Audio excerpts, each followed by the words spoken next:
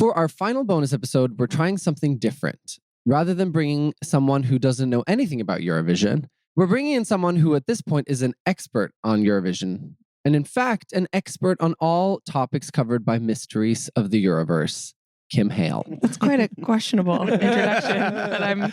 No, it's completely right. I'm afraid I'm going to disappoint. No, not at all. And in fact, while Kim was new to Eurovision about a year ago, she has been a loyal listener of Mysteries of the Euroverse since the very first episode. And we're sure she has absorbed every minute detail concerning the rule changes, political implications, and obscure Balkan pop stars that we've talked about. So now we're going to put all of it to the test in a game we're calling Have You Learned Nothing? No pressure. Yeah, no pressure. To start out, Kim, can you give our listeners a bit of a sense of how we know each other?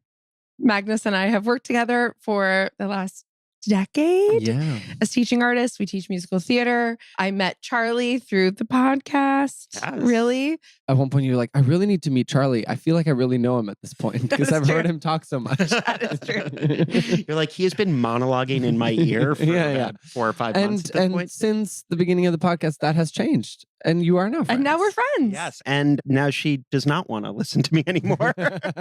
So, Kim, when you started listening to the podcast, what are some of the first things that jumped out to you about Eurovision? So I grew up in Iowa, which to most people, it's the middle of nowhere. To me, it's home.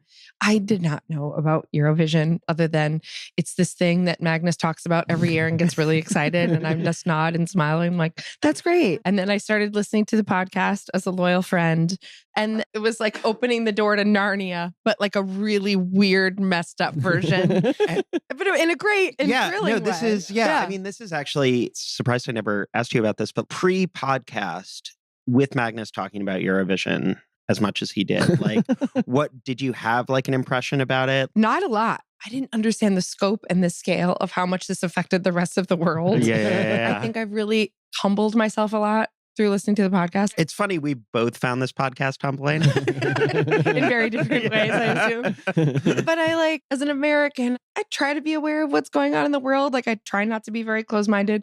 But then listening to the podcast this last year, I'm like, there is just so much I don't know about the world. Right. And this singing contest has been this gateway to all of this political history. And that is the part that I've found equally fascinating. I feel like we have our season 2 ad right there. Like, that's incredible. Obviously, like, there are many people who listen to this podcast who did already love Eurovision, but you are kind of the type of listener that we designed it for. Can you talk a little bit about any favorite artists or stories that you picked up over your first year? Well, there's an obvious one, which we know about because I'm obsessed with Theodore Andre. He represented Romania in 2023. Can you sort of characterize how that experience went for him, just in case listeners missed that particular episode? Well, he was this very young artist who grew up in Romania, watching Eurovision and just really idolized it, and then was surprisingly chosen, and then experienced this awful treatment by the name? The broadcaster. The broadcaster. Like, that they just gave him no power at all, treated him like a child, completely kind of sabotaged his performance. And he was just so endearing and honest. I just assumed wrongly that artists who got into Eurovision got to perform what they wanted. And it was a real insight into the whole kind of inner politics of the people who control these artists. Yeah. And they basically forced him to perform with volcanoes on stage, which had nothing to do with his song. And they didn't tell him about it. And he's like, what happened? Why are there volcanoes? And I have listened to that clip of the podcast probably 1,000 times. I listened to it twice this morning because I just love that reaction of this is not who I am as an artist. And also, it's a great when you're in the middle of a situation that you don't know what's going on to just shout out, why are there volcanoes? That's life. And that is what Kim does now. I do. If something doesn't make sense. Why are there volcanoes? Stick a pencil in your eye. Stupid. They're so stupid. Not small stupid, big stupid. And for our listeners, these are other direct quotes. Yeah. I mean, obviously, I loved his funny comments about volcanoes and things, but also I was like, what an amazing human to just be this honest about their experience growing up. to actually openly speak out against the broadcaster. That was really the episode that kind of hooked me in, because then I was very interested in the journey of these artists. And I thought that that was something that the podcast did so well, was you let the artists really speak for themselves about their experiences and set a tone where they could really open up. And I loved that. You felt like in every episode you were really getting to know these people. The one other thing that we just wanted to get to before the game was you actually, after listening to the podcast, went to a Eurovision watch party. Yes. Can you tell us a bit about that? Yes. So I have a dear friend who his husband is British, and every year they host a Eurovision party. I have apparently been invited for many years, but I don't really remember this. He was like, I invite you every year. Now you're interested? And I was like, well, there's this podcast. So I was invited, but the lead up prior to the party was like, you have to pick a country and you have to bring something, food or drink that represents that country. And I was like, this is already too much. Like, I'm willing to come and watch. But so my friend was like, why don't you just pick France and you can bring wine? And I was like, great, love it. So a week before the party, my friend is like, so somebody's coming to the party that's had France for the last several years and they would like to have France. Can you pick another country?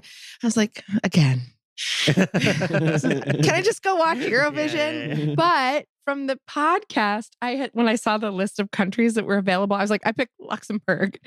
And my friend was like, why do you want Luxembourg? And I was like, because I know from the podcast that it's their like first time being in Eurovision for like 30 years. Yeah. I also loved the artist that was on the podcast. Yes. So I was like, I loved her song. So I was like, great, I'm picking that.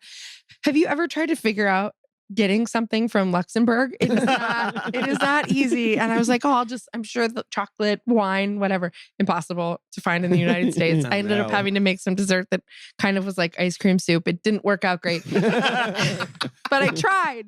That's amazing. Yeah. But it was great. But I won major brownie points at that party because I had all this insider information from the podcast. And they're like, what? And I was like, well, actually this person, blah, blah, blah, blah, blah, blah. And that like, let me tell you about the volcanoes. Yes. Also, let's get into the political context of what's happening right now and why this artist isn't performing today. We're glad to have a marketing department here on Mysteries of the Universe. Shall we get to the game? So we're starting out with a bit of a lightning round. I was not told there would be a test today. Yeah. So first, what is the Eurovision language rule? And post-language rule repeal, both times, which country was the first to win with a number that would have violated the rule? Oh my gosh, you guys. Starting out with a light one. I should have done a whole re-listen. No. The language rule. Okay, so before they had to sing in the native language of their own country. Nailed it. Which then gave a benefit to all the countries that had English as a language. Right, yes. And so like Ireland won a lot and the UK won a lot. Oh my so far, God. so good. Nailing it. But there was one particular country that very quickly took advantage of the repeal and won the contest. Oh, now I'm trying to remember. Was it Sweden? Yes. Oh, yay! So ABBA was right. Because they repealed it and then ABBA happened. When in doubt, choose the powerhouse. Yes. Sweden. And then again, in the late 90s, Charlotte Perrelli won Melodifestivalen, the competition in Sweden, with her song in Swedish. The rules changed. And between winning the Swedish competition to represent and going to Eurovision, rewrote the song into English. And we love the Swedes. So when we refer to the Big Five in Eurovision, what is that? And what is the significance? The Big Five are the countries. They have power in that they are automatically in the final round all the time because of their broadcasters and the money that they put into the contest. And so by their financial power, they're automatically always in the final round. Now, what those 5 countries are, I could re-guess. Oh my God, guess. That, okay. I didn't even It's ask. like when you think of like the UN. It's like the Big Five of the UN. Yes. Oh no, it's Germany. Yes. The UK. Yes. France. Yes. Oh no. 2 more. Spain. Yes. Oh no. I get it right. Italy. Yes! Nailed it! Oh my God. I've never seen someone go into a test and do so well while being so like, this is terrible. Well, this is how we know she's a straight A I student. really did not prep for this other than listening to Theodore again talk about Listen, volcanoes. clearly that's all the prep you need. Now, Sweden's tax code. Yes, we're going here next. Sweden's tax code has a deduction for fantasy outfits. What is a fantasy outfit and how did that influence the development of Swedish pop? What? So this was. I mean, I listened to the podcast. This was really The tax code, like the country's tax code. Correct. Like the people. So I got the first two right. Yeah. In our deep dive into Sweden, if you could use an outfit in regular life, you can't write it off on your taxes because it's like, you can't be like, I bought this suit because I'm using it to perform on stage. Because they'll be like, you're also going to wear it to a wedding. Got it. So if the outfit was so crazy that you can't wear it anywhere else, you could deduct it. Fantasy It's a write-off. outfit, and you can deduct it. And that's one of the reasons ABBA and all that kind of stuff, like they had these crazy outfits because they were like, well, this like crazy sequin pantsuit will save us money on our taxes. Yeah. I obviously didn't pay as well attention during this. Actually, I think let's skip the next one because it's actually not. Because it's also cruel. There was a question related to same episode, but like Sharon Studios. Like the history of all of the songwriters in Sweden and how Max Martin and then the whole, and there was the man who had worked with Max Martin in the episode. Dr. Alban. But do you remember how he, in our interview, referred to Britney Spears?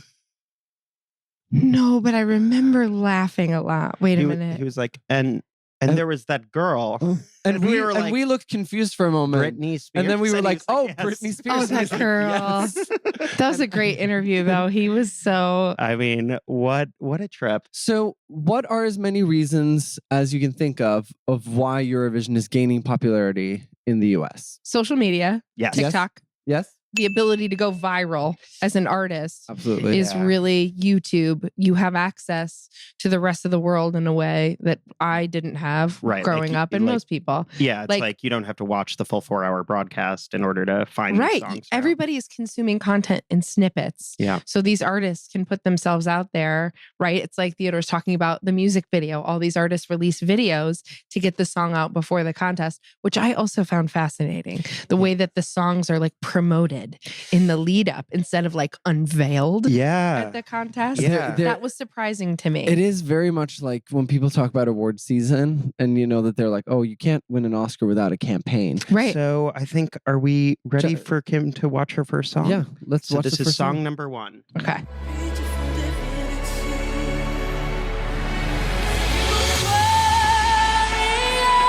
What's her name? Loreen? Yes. Right. Yes. This is the first time she won? Yes. Amazing. Okay. I don't remember the name of the song. Oh, wait. Do you still not remember Euphoria. that? It took me a second. I was like, what's the name of the song? actually, the timing was so perfect. She went like Euphoria. I don't remember the name of the song. Amazing. Should we jump to the next clip? Yeah, you nailed that one. Number So 2. this is number 2. When strangers are coming, they come to your house, they kill you all and say we're not guilty, not guilty. Okay, so there's a woman. You let she cries. Oh, I remember this woman. I'm waiting for the chorus to try to remember. Help me out here, girl. No. It was great because you're like, Let's get to the chorus. Let's get to the chorus. And I was like, I'm not sure the chorus is going to help you with the title of the song. And then I'm like, what are all these she things? switches languages, and that's just. But she's the woman that is singing about against Russia. Yes. All right. So I know that. She Ukrainian. No. Yes. Right. Ukrainian. And was a guest on the I knew podcast. from the very first line. Yeah. Like they. Yeah, they come to your house. Yeah. Listen, you picked up on it faster than Eurovision did. Yeah, exactly. Because they were like, family history. There's no political songs. Yeah. Okay. What's her name? Jamala. Jamala. Yes. And the song's name is 1944. Right. It's fascinating to see her. I've never seen her. It's her. I'm old Jamala. school. I only listen. And just to, plug episode 3, which features Jamala. I mean, one of the most crazy stories that I think we've had on the podcast is she had to sneak out of the country and her like Sound of Music style going through the hills. And not just that, like her album, Karam, which she had been working on for 10 years, was trapped in the Ukraine. Yeah. Right. And he literally went and saved it in the middle of a building being bombed. In the words of Celine, it's all coming back. Next video. Some people tell you the stories to drag you down to the knees. Oh my. Tell you don't. I thought at first, I was like, it's going to be cha-cha-cha just because I'm of the minority that does not love cha-cha-cha. So I was like, you guys are going to throw this in to just be like, no, this is the thing. This is a cruelty-free interview. Oh, Cruelty-free. questionable. That question number 3 about Sweden. And that's fair. I would call that cruel. Okay, let's go back to these ladies. It's very disco. Lots of magenta and sequins and this bubbles. Is one I will and say, bubbles everywhere. This one I will say is one where the chorus is going to help. Okay. Yeah. Oh. Yeah. We don't want to put in. Yes. We don't want Putin. Yeah. Do you happen to remember the country that this came from? This is like Georgia. Yes. Oh my God. Kim, this is very impressive. Do you want to play? I do have a bonus. Just hit play. Just hit play. Yeah, well, this is just going to be a pure reaction. No. There's no question associated with Okay. this. Oh. Why are there volcanoes? Oh. Now, have you ever seen this? This I have seen. Okay. Well, I had to. I had But to it's be not like, easy what to did they find do because to they this? block the I fucking. know. It's a great song. Yeah, the stage design, not so much. Not great. I agree with Yeah, there's just like weird bodies trapped in lava. Yeah, it's a little And then confusing. I love liquidy when he speakers goes. behind him. He was just like, I just felt like I had to do a lot so that you didn't look at that shit. I forgot that part. I will say, as a non-Eurovision performance, I actually love it with the acoustic guitar. I think Right. it's so Totally. great. I actually prefer it. Well, Acoustic. because that's one of those things where it's like the idea came from he did a like live cover at like a radio station or something, right? Yeah, and So then they it's were like, "You're in that doing that." environment, I could totally imagine it. you Yeah, know, like but- he created both versions, Yeah. but then they tried to force it on it. This poor young man I having to do all this with know. lava behind him. No, like it wasn't even small stupid. no, it was like stick a pencil in your eye. Big stupid. Stupid. I love you guys for This is a gift. Yeah. Thank you for coming on the podcast. Now, Kim, you came into listening to the podcast with very little awareness of Eurovision. That's an understatement. You now are a Eurovision expert. Again. As this Questionable. has proven, Yeah. what are your takeaways? It's been a weird and wonderful journey. No, very eye-opening. Yes, it's a singing contest with crazy costumes and hamster wheels and fire and volcanoes and all kinds of things, and spinning tops. But also like all of the history and the politics that are involved and how this came out of World War II. I look at the news differently. I feel like I have gained so much knowledge about kind of the political systems in Europe. I think this summer when I was home in Iowa, I was talking to my dad about politics and I mentioned the podcast. I was like, oh, I learned this and we were discussing about this and all of these things. So yeah, it's been a really great journey. Also, just it's fun. Like I think you guys have this wonderful balance of educating people and providing information in a way that's easily consumable and not like overwhelming. I love the interviews. And then we're going to play a game where we torture the guests. Yeah, how much do you love that segment now? Listen, you guys are cruel sometimes. Not every decision. Cruel to be kind. Well, thank you for subjecting yourself to our cruelty, Kim. Yes, thank you It's so been much. an honor and a awesome. privilege and a lot of fun. And it's been really fun hanging out with you. And it's just proof that if you listen enough to the podcast, you might end up on it. Yes, exactly. All right, thanks so much. Thank you so much. You're welcome. Thanks for having me, guys. All the mysteries of the Euroverse.